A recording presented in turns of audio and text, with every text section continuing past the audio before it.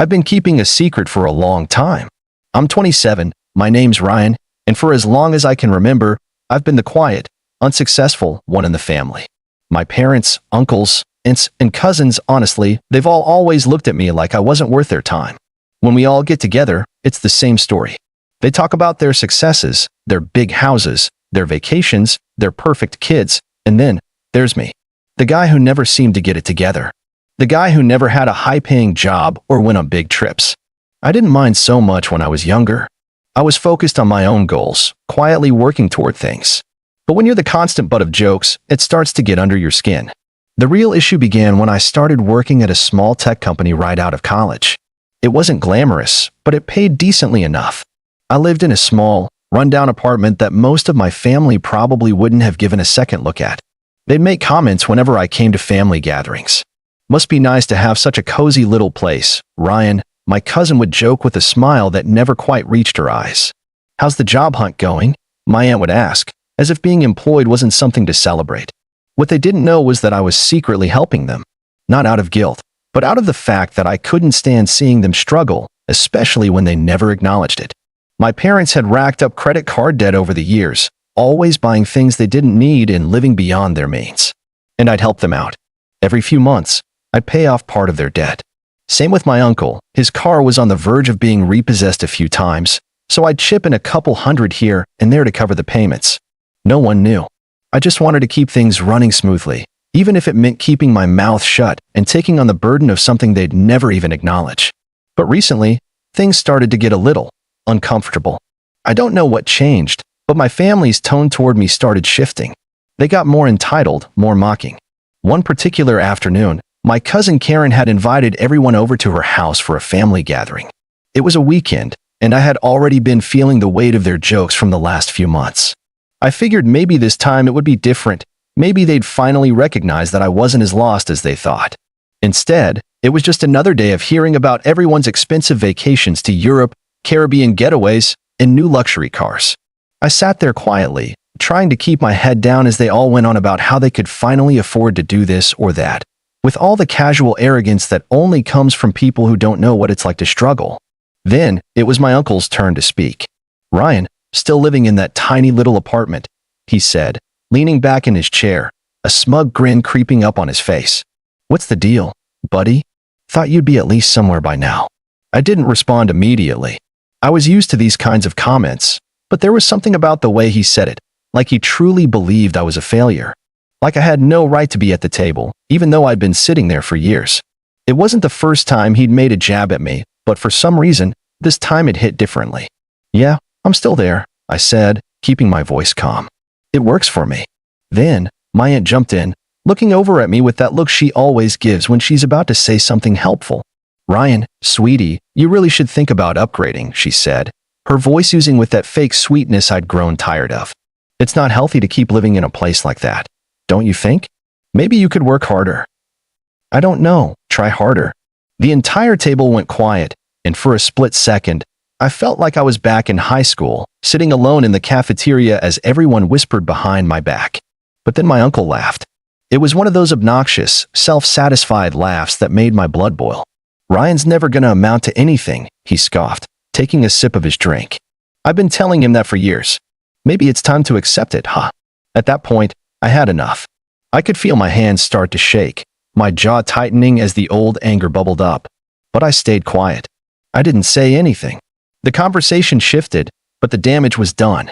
I sat there, staring at my food, feeling completely invisible in my own family. It wasn't even just the comments, it was the way they all saw me. They expected me to be the joke, the failure, the guy who wasn't worth acknowledging. But I wasn't going to take it anymore. Not after everything I'd done for them. Not after all the times I'd kept my mouth shut and just paid their bills quietly, hoping things would get better. This morning, I sent out an email to all of them. It wasn't just about the money. It wasn't just about the jokes. It was everything. I knew the email would be a shock to them, but honestly, I wasn't prepared for the reaction I got. It wasn't just a letter explaining how I felt. It was a complete breakdown of everything I'd been doing for them. Every bill I'd quietly paid. Every loan I'd secretly taken out to help them with their debts. The credit card payments, the car loans, the utilities, The medical bills I knew my aunt couldn't afford because her husband had been out of work. I wrote everything down, itemized, with dates and amounts. I wanted them to see the truth, all in black and white. I closed the email with something simple, effective immediately. I will no longer be covering any of your bills or debts. I've done enough. This is my last act of kindness to you.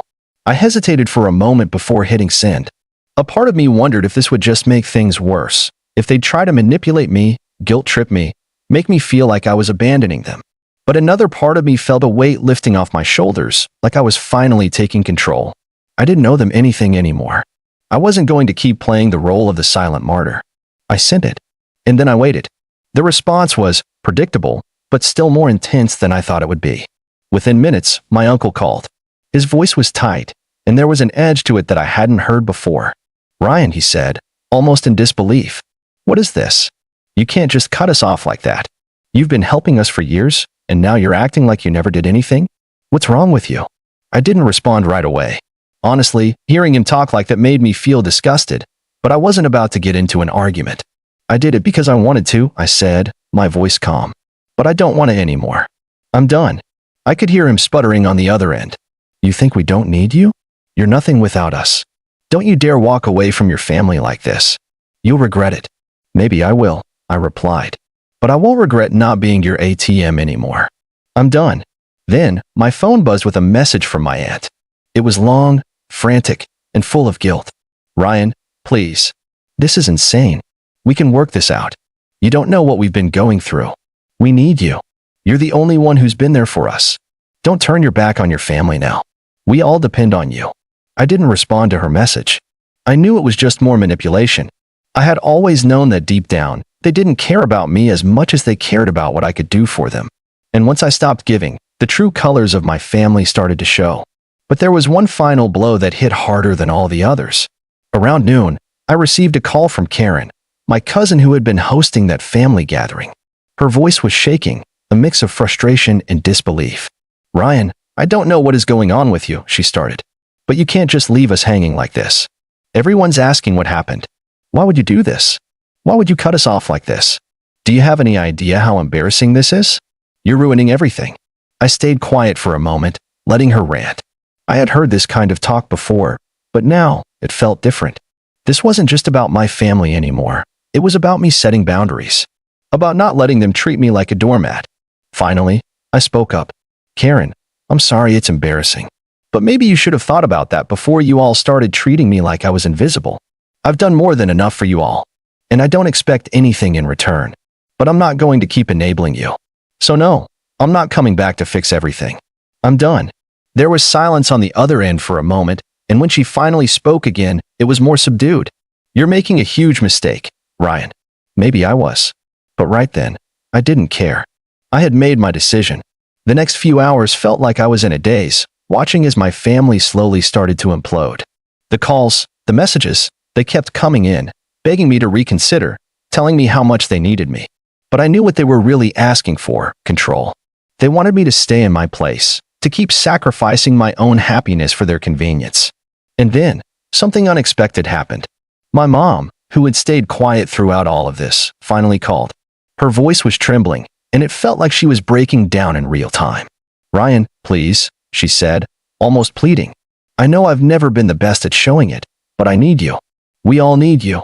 You're my son. I don't want to lose you over this. Please, don't cut us off. We're sorry." Her voice wavered, and for a moment, I felt like I might break. But deep down, I knew I couldn't go back. It wasn't just about the money. It was about me. I needed to take care of myself first for once. "I'm sorry, Mom," I said quietly, "but this is the last time I'm doing this. I'm done." There was a long pause before she spoke again, her voice barely a whisper. "I understand. I just don't want to lose you, Ryan." And that was the hardest part, because in that moment, I realized that the only way I could truly protect myself was to walk away from everything. I hung up the phone, my heart heavy, but still resolute. I thought I'd be fine, but something about that conversation with my mom stayed with me. I wanted to believe it was the right choice, but part of me couldn't shake the feeling that everything was unraveling faster than I could manage. The next day, I received a barrage of messages, my inbox, my phone, even my social media. My uncle sent me a message that was more than just angry. It was laced with a deep sense of entitlement. I've been there for you, Ryan, more times than I can count. And this is how you repay me? You think you can just throw your family away because you're too proud to admit you've been leeching off us all this time? His words felt like a slap in the face. Leeching? Me? He'd never once asked how I was doing. He never once cared about me, only the money I could provide. But instead of replying, I simply blocked him. The last thing I wanted to do was engage with him any further. Then, the storm hit. A few hours later, I received a phone call from Karen. She sounded like she was on the verge of tears, but it didn't feel genuine. It felt more like desperation. Ryan, you need to stop this. You're tearing this family apart. Everyone's talking about you, saying you've gone crazy. This isn't just about money anymore. It's about respect. You're not just cutting us off, you're rejecting us. Do you really want that? I could hear the venom in her words now, the way she was twisting it into something that made it sound like I was the one who was in the wrong. I'm doing what's best for me, Karen, I replied, keeping my tone firm. You don't understand what it's like to have your entire life be about giving, giving, giving, and never getting anything back. This isn't about money anymore. It's about my sanity. She didn't let up. You're being selfish. You've always been selfish, and now it's worse. I guess you're just not one of us anymore, huh? And just like that, I could feel it, the final break. I'd been trying to help these people for years, but they had never seen me as anything other than a resource, a means to an end. That evening, I went to the gym to clear my head, trying to push everything out of my mind. But when I came back, I noticed something off. The front door to my apartment was slightly ajar.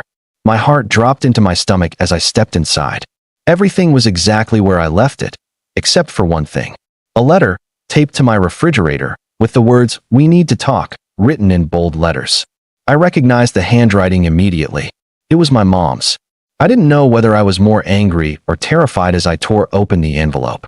Inside, there was a scathing letter. It wasn't a plea for reconciliation, it was an attack. She accused me of betraying the family, of throwing away everything they had done for me over the years. It was filled with guilt, but it wasn't the kind of guilt that came from love. It was guilt meant to manipulate me into feeling like I owed them something. I read through it, feeling my hands shake as I realized what had just happened. She wasn't just upset. She was trying to make me feel like the villain in this story.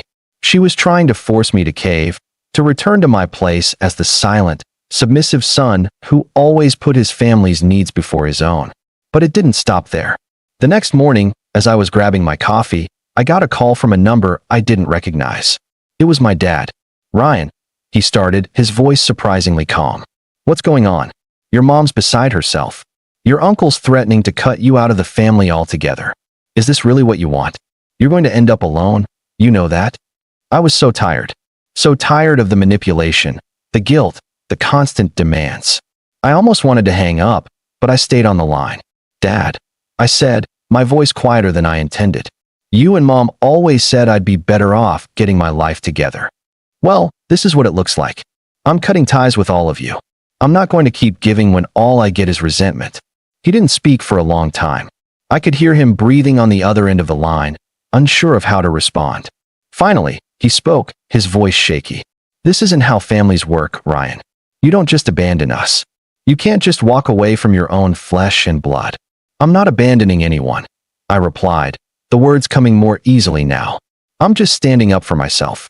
I deserve more than being treated like a cash cow." There was a long pause, followed by a soft sigh. "You're making a mistake. We'll all feel the consequences. You'll see." And then he hung up. At that point, I knew I had crossed the point of no return. They weren't just angry. They were desperate. Desperate to control me, to guilt me into continuing this toxic cycle. But there was a fire in me now, one that I hadn't felt in years. For the first time in my life, I was choosing myself over them. And it felt like freedom. But the worst part? They weren't done. Not by a long shot. The next day, as I was leaving my apartment to go to work, I saw something on my windshield. At first, I thought it was just a flyer, but then I saw the familiar handwriting again. "You'll regret this, Ryan. This isn't over." I didn't recognize the handwriting at first, but when I turned the note over, my stomach dropped. It was from my cousin Karen. She'd taken it upon herself to deliver a message. I felt a sickening knot in my stomach. They were serious. They weren't going to let this go, not without a fight. The days that followed were tough.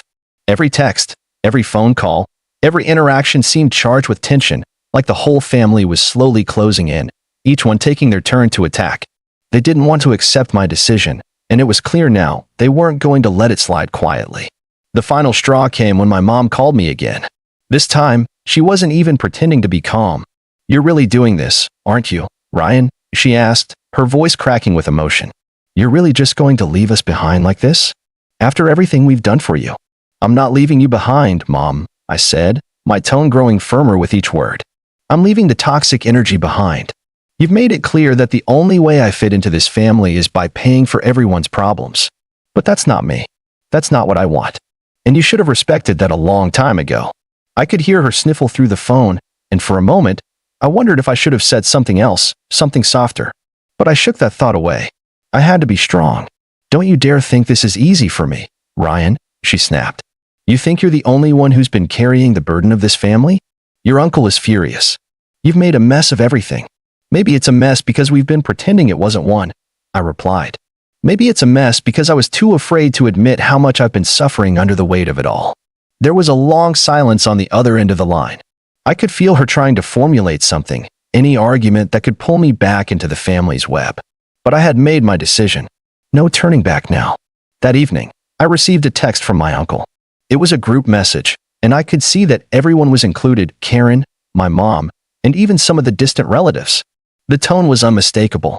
"We're having a family dinner tomorrow night. You better be there, Ryan. We're all tired of the silence, and it's time to fix this." Fix this? They were trying to manipulate me into thinking that they had any intention of doing things differently. But I wasn't fooled. It was a trap, and they knew exactly how to pull my strings. I knew it was going to be the showdown. I've been avoiding the inevitable confrontation, but now I couldn't run from it anymore. So, I showed up. Walking into that house felt like stepping into the lion's den. The familiar smells of roasted chicken and mashed potatoes filled the air, but it was all tainted now. The moment I stepped inside, I could feel their eyes on me. My uncle gave me a nod, but it was a cold one, and Karen was glaring at me like I had personally wronged her. My mom was sitting at the head of the table, her expression unreadable. The whole room felt like a pressure cooker, ready to blow. "Ryan," my uncle started, his voice tight with restraint, "it's good to see you." He didn't sound like he meant it. "I'm sure we all have some things we need to say, don't we?" I nodded slowly. "Yeah, I think it's time to get everything out in the open." Karen, who had been quiet up until this point, couldn't hold herself back any longer. "You really think you're above all of us, don't you, Ryan?" Her words came out in a sharp, clipped tone. "You think you can just cut us all off and live your life like you're better than us?" I shook my head. "That's not it, Karen. It's never been about thinking I'm better than you. It's about realizing that I can't keep living in this toxic environment. For years, I've been carrying all of you, paying bills, covering debts, picking up the slack whenever things went wrong. And all I got in return was criticism and manipulation. I've had enough. But we need you, Ryan," my mom interjected, her voice shaky but insistent. "We've been through so much together. We're family. You can't just walk away from us." "I'm not walking away from you," I said, my voice steady but firm. "I'm walking away from this unhealthy dynamic. I'm walking away from the constant demands, the guilt trips, and the manipulation. I've spent so many years trying to please all of you, trying to be the perfect son, the perfect nephew, the perfect family member. But I've never been allowed to just be myself. And I'm done." My uncle slammed his fist on the table, his anger bubbling to the surface. "You think you've done everything for us, huh? You think we're all just some leeches who've been sucking you dry? You're wrong, Ryan. You've been selfish this whole time. This isn't about you standing up for yourself. It's about you being a coward and refusing to face your responsibilities." I didn't flinch. Maybe it's selfish of me to finally look out for myself. But you know what? I'm tired of being the only one who cares about this family. You all only care about what I can do for you. I don't owe any of you anything anymore. The room was silent, except for the sound of Karen's muffled sobs. My mom was staring at me, her eyes wide, her face a mixture of hurt and disbelief. "I know this is hard to understand," I continued, "but it's what's best for me. I can't keep sacrificing my happiness, my mental health, just to make everyone else comfortable. I've been doing that for years, and look where it's gotten me." My mom's voice quivered as she tried to speak again, but I raised my hand to stop her. "It's not negotiable, Mom. I've made my choice. I'm walking away from all the negativity, and I won't feel guilty for doing what's best for me. There was a long, heavy pause. The weight of my words hung in the air, suffocating the conversation. I could see the realization dawning on their faces that I wasn't going to be the same Ryan they'd always relied on. The Ryan who showed up every time they needed something. The Ryan who did everything to keep the peace. That version of me was gone. I stood up from the table, my chest tightening but my mind clear. "This is it," I said quietly. "I'm done." And with that, I turned and walked out the door, leaving them behind. As I walked away from their house, I felt a strange sense of calm settle over me. The chaos, the manipulation, the toxic energy, it was all behind me now. I was finally free. But I knew this wasn't the end. There would be more calls, more attempts to pull me back in. But I couldn't let that happen. Not anymore. So, I want to hear from you. Was I wrong to walk away from all of them? Am I selfish for choosing my own well-being over the family that's always drained me? Or is this just the kind of thing that happens when you've been taken advantage of for far too long? Let me know your thoughts. I really need to hear what you think about all this.